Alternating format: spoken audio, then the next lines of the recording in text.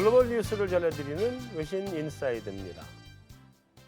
박지원 리포터. 네. 새해 복 많이 받으세요. 네, 새해 복 많이 받으세요. 항상 우리 뭐 2번 하게 되긴 하지만 그래도 덕담을 하고 넘어가야죠.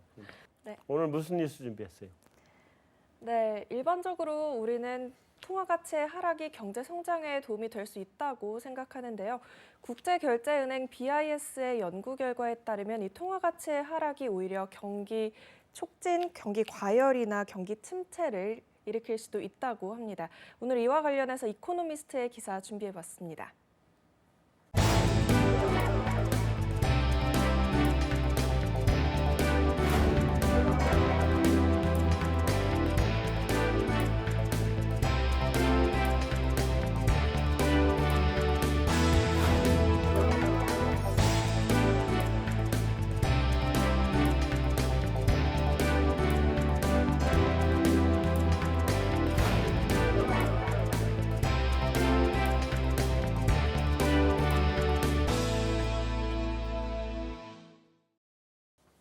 네, 방금 말씀드린 것처럼 보편적인 생각으로는 통화 약세가 경제 성장에 도움이 된다라고 보는 시각이 많은 것 같은데 또 이번 연구 결과에서는 꼭 그렇게 보기만은 어렵다라고 말을 하고 있어요. 어떻게 보셨나요?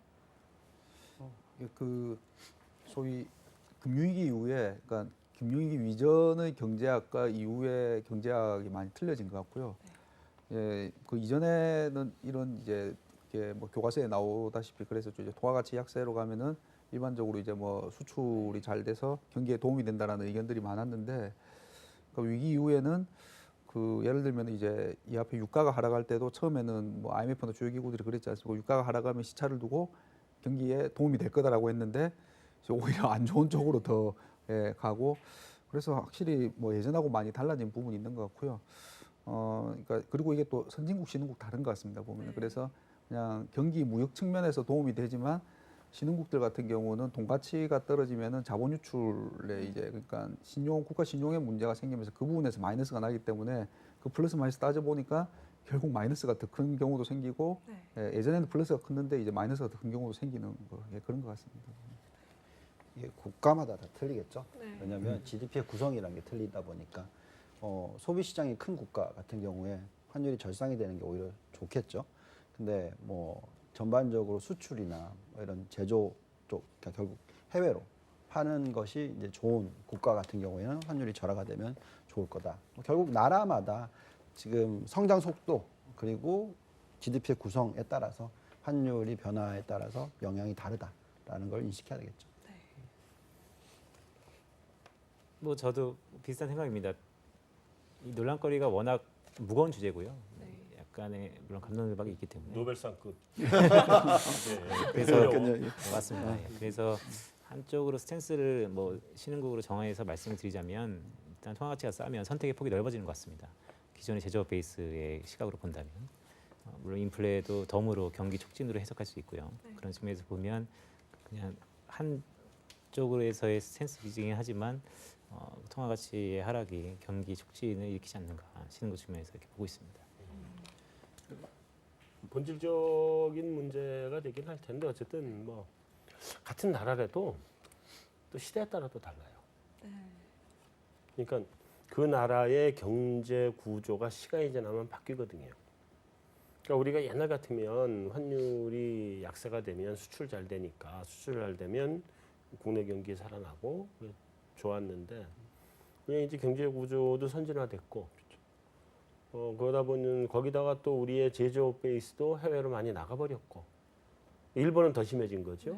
그래서 그 환율의 약세가 이루어진다고 하더라도 기업의 이익은 좀 올라갈 수 있을지 모르는데 수출하는 기업에 그게 국내의 다른 경제 그 단위들한테 넘어가는 소위 그 분수 효과라는 것도 없어지게 되고 그러다 보니까 뭐 수출 잘 되면 그 몇 개 회사만 좋지 나머지 뭐 좋냐 이런 얘기도 나올 수 있고 그래서 오히려 환율이 강해서 수입 물가가 싸지는 게 다른 사람들한테 더 도움이 된다 이렇게 얘기가 나올 수가 있는 거거든요. 그래서 뭐 하여튼 다 요약을 종합을 해서 보면 그 나라의 그 상태의 경제 구조에 따라서 다 다른 거지 일방적으로 무조건 이게 좋은 거다, 이게 나쁜 거다 이렇게 얘기할 수는 없는 거예요. 근데 지금 방금 금융 위기 얘기를 했었잖아요. 그때부터 변화가 됐다고 생각해야 되는 부분이 뭐냐면 결국은 은행권의 밸런시 그리고 그 국가마다의 해외 부채, 그렇죠? 환율이 급락을 하게 되면 부채가 많은 나라일 경우에는 엉망이 되는 거죠. 그래서 결국은 그런 경험을 1997년, 98년도에 뭐 아시아 국가들이 겪었고 또 뭐 미국은 잠깐 위기가 왔었고 그래서 그런 위기 이후에 지금 보시면 대부분의 금융기관들이 대출을 잘 안 해주잖아요. 그러니까 무슨 말이냐, 예대율이 굉장히 낮게 떨어져 있습니다. 그래서 실질적으로 지금 이 환율 정책이 미치는 영향 자체가 좀 정확한 답이 안 나온다는 거죠. 그래서 결국은 은행권이 그 BIS 비율도 환율에 따라서 또 BIS 비율이 바뀌거든요. 그래서 여러 가지 부분을 놓고 봤었을 때 은행이 지금 어떻게 대처하느냐에 따라서 영향이 커지냐 안 커지냐라고 생각이 드는데 지금 현재는 전 세계 모든 은행들이 다 몸살이기 때문에 어떻게 보면 환율이 그렇게 큰 영향을 미치지 않는다고 볼 수 있는 거죠. 일단 이 보고서에서는 무역거래 측면이랑 신용거래 측면을 또 나눠서 연구를 했는데 좀 더 통화 약세와 이 신용거래 또 무역거래와의 관계를 좀 더 구체적으로 설명해 주실 수 있나요?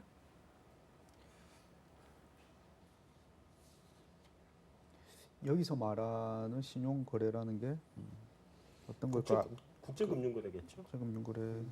아까 잠깐 말씀드린 것처럼, 그러니까 그 환율 자국 통화 약세되면 무역 거래 측면에서는 이제 수출에서 도움이 되니까 플러스 요인이 되는데 신용 거래 측면에서는 이제 마이너스가 되는 거죠. 이제 보면은요.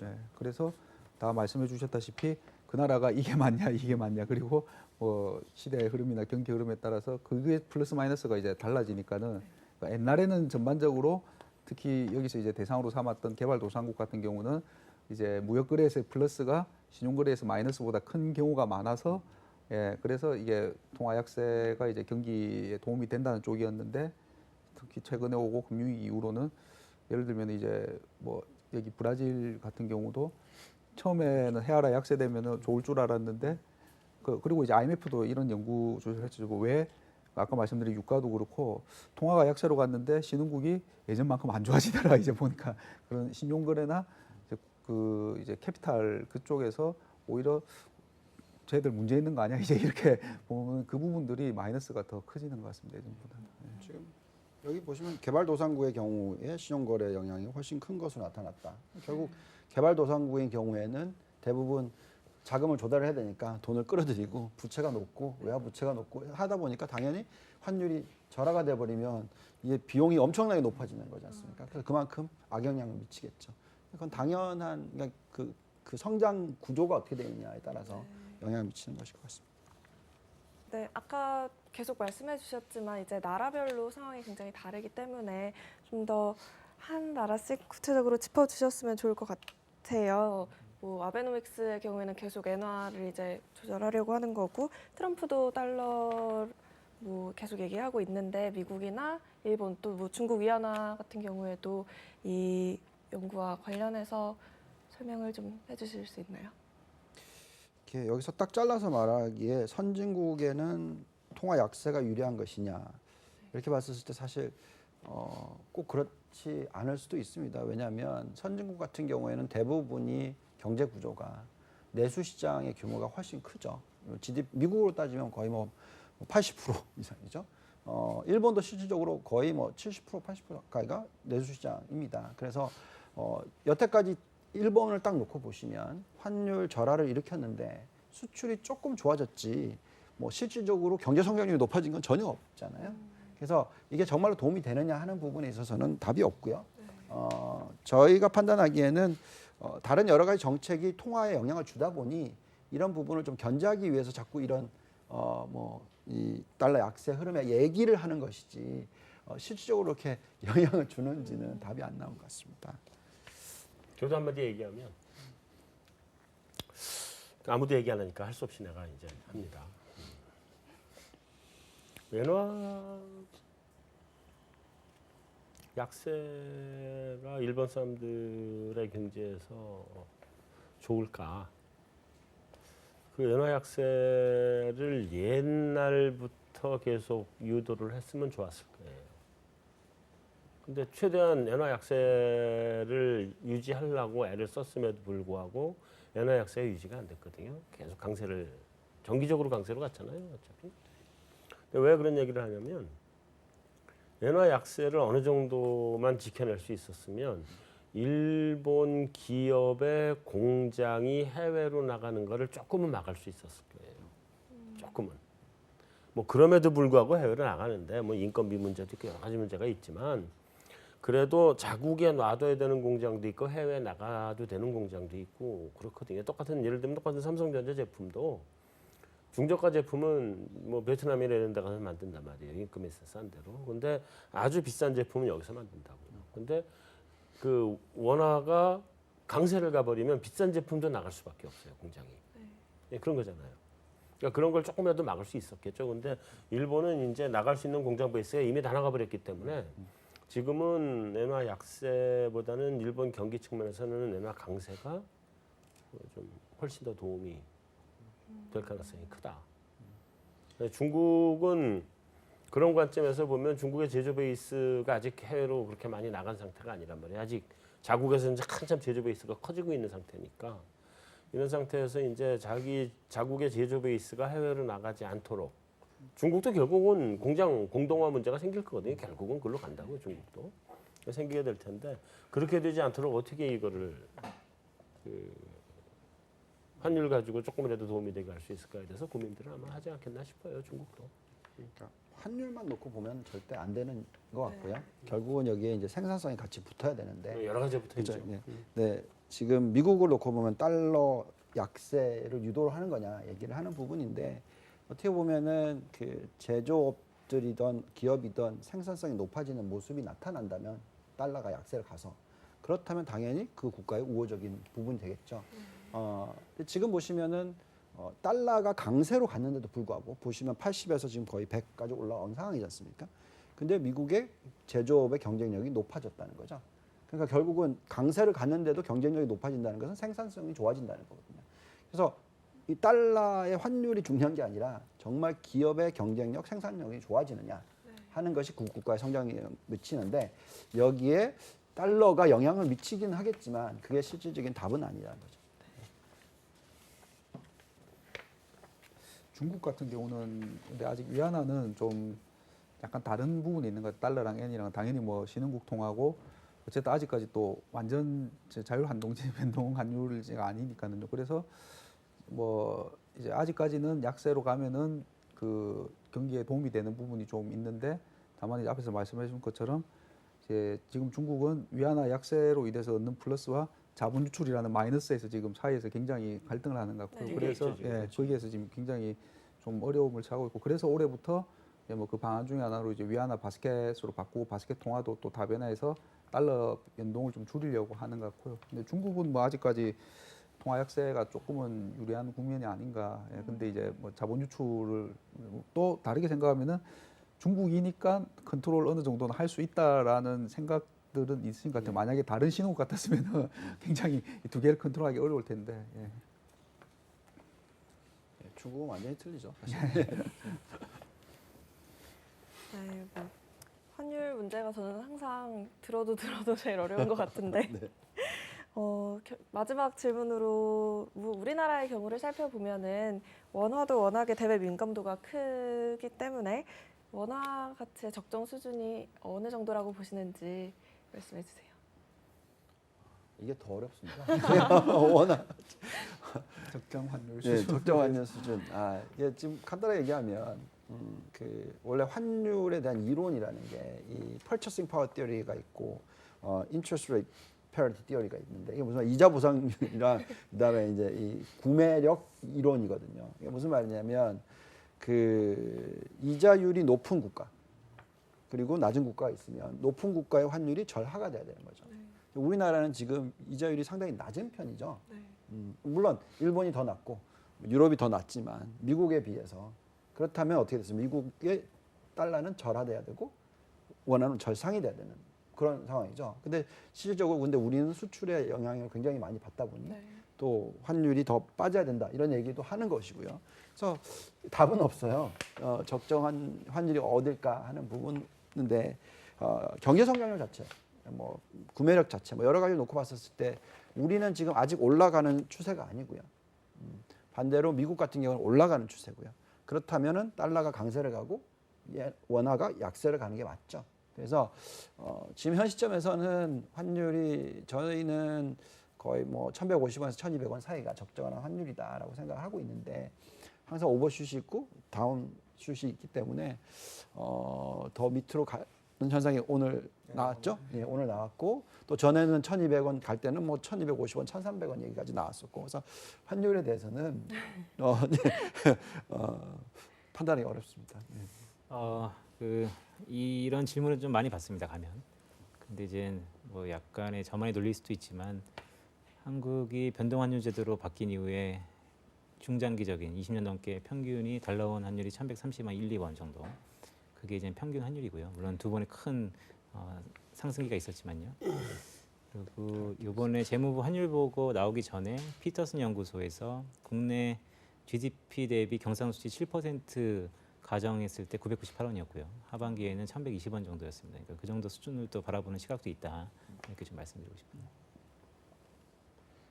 예, 뭐 저는 그냥 이렇게 차트 잘 못 보지만은 보니까는요. 지금 수준 1,100원 중반대가 그냥 뭐 적당한 수준이 아닌가 싶습니다. 보면. 마지막으로. 나도 한마디? 네. 그래 할게요. 그 원화 가치의 적정 수준을 맞추면은요, 그건 노벨상이에요. 진짜로. 환율의 적정 가치라고 하는 거를 찾아낼 수 있는 수식만 찾아내잖아요. 그건 바로 노벨상이에요. 왜냐면 좀 아까 우리 유 팀장이 얘기했는데 뭐 구매력 평가설 PPP라고 하는 Purchasing Power Parity라는 게 있고 IRP 그러니까 이자율 평가설 있고 여러 가지 있는데 그게 환율에 대해서 설명하는 게 10%도 못 돼요. 그러니까 그것 때문에 우리가 뭐 카페라떼 지수 해가지고 우리나라에서 스타벅스 카페라떼가 얼마인데 중국엔 얼마고 어디는 얼마고 어디가 뭐 다 따져보잖아요. 안 나와요. 안 나오고 환율은 그래서 최종적으로 모든 사람들이 다 그 합의를 본 거는 시장에서 보고 있는 환율이 적정 환율이다라고 보는 거예요. 방법이 없어요, 사실은. 근데 그럼에도 불구하고 다들 궁금해하죠. 적정 가치가 어디냐.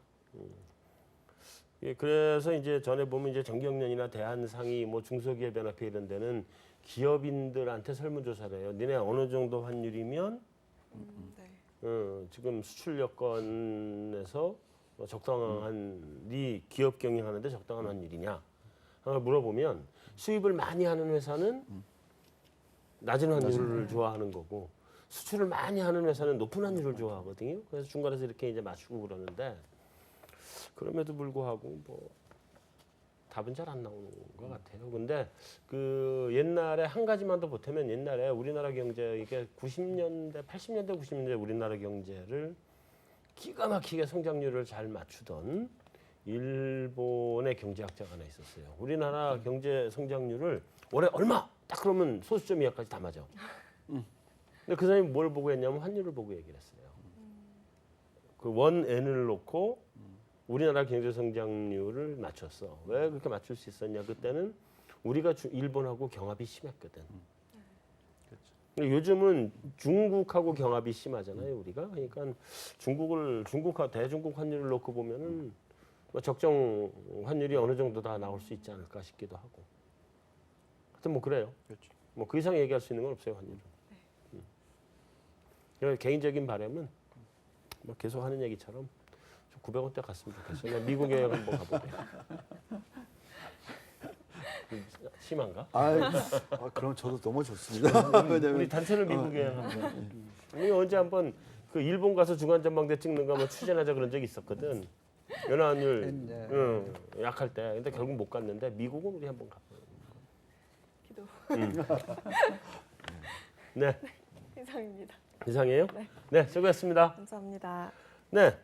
오늘 준비한 순서는 여기서 마치도록 하겠습니다. 시청자 여러분, 우리가 요 다음번 주는 주간 전망대 200회입니다. 그래서 저희가 아주 특별한 아주 큰 빅 파티를 준비하고 있습니다. 다음 회도 꼭 지켜봐 주시기 바라겠습니다. 감사합니다.